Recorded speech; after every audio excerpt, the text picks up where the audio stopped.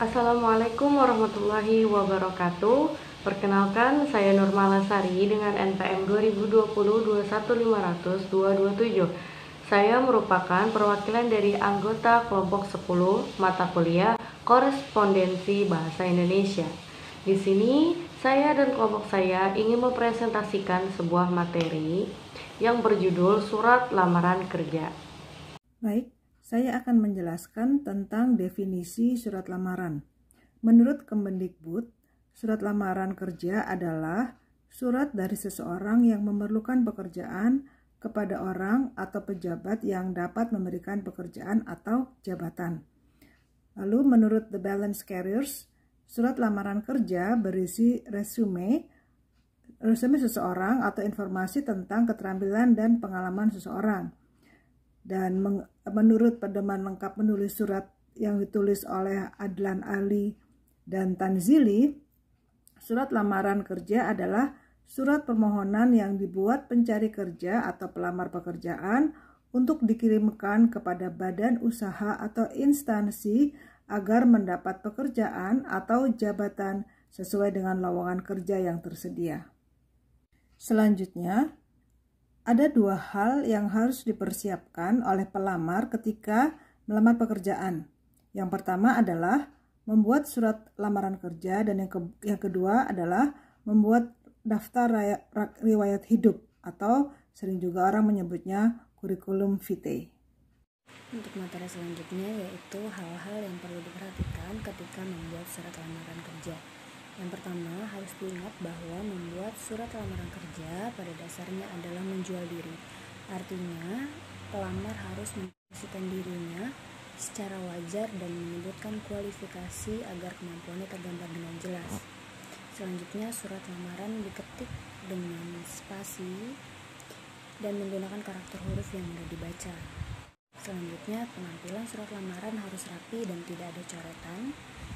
Dan yang terakhir, isi surat lamaran harus menggambarkan sikap optimis pelamar bahwa pelamar mampu dan layak mendapatkan posisi dan Adapun struktur dalam surat lamaran kerja, yang pertama, bagian atas surat harus diisi dengan tanggal, lokasi surat tersebut dibuat. Contohnya misalnya Jakarta 31 Desember 2022.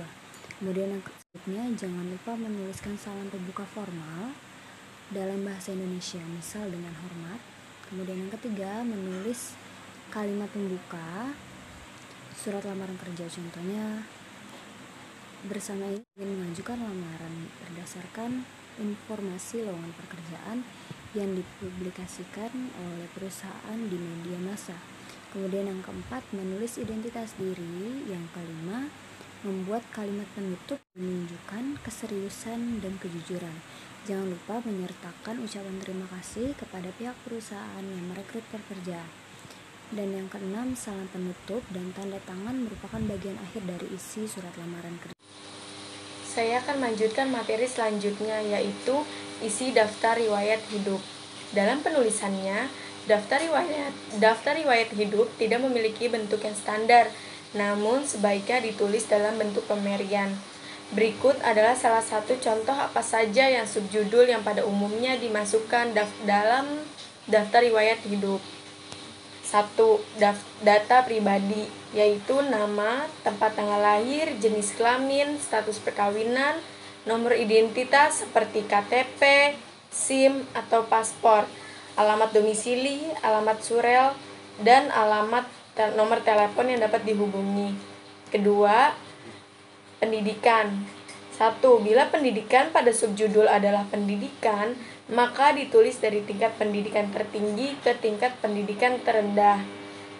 Yang kedua, bila pada subjudul ditulis riwayat pendidikan, maka ditulis dari tingkat pendidikan terendah ke tingkat pendidikan tertinggi.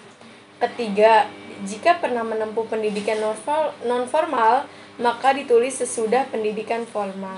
Dalam menulis surat pengalaman kerja, susunan penulisannya yaitu yang pertama adalah waktu bekerja, yang kedua adalah jabatan, yang ketiga perusahaan, yang keempat urutan dari awal bekerja hingga sekarang, dan ditulis seperti contoh berikut ini.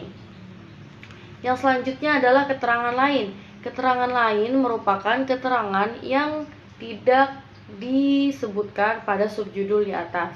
Misalnya keahlian atau kemampuan bahasa asing dan lain-lain yang sebaiknya relevan dengan pekerjaan yang akan dilamar. Dan yang terakhir adalah referensi pribadi. Referensi pribadi adalah keterangan dari orang tertentu tentang diri seorang pelamar. Misalnya dalam suatu lamaran, pelamar dapat mencantumkan nama orang sebagai referensi.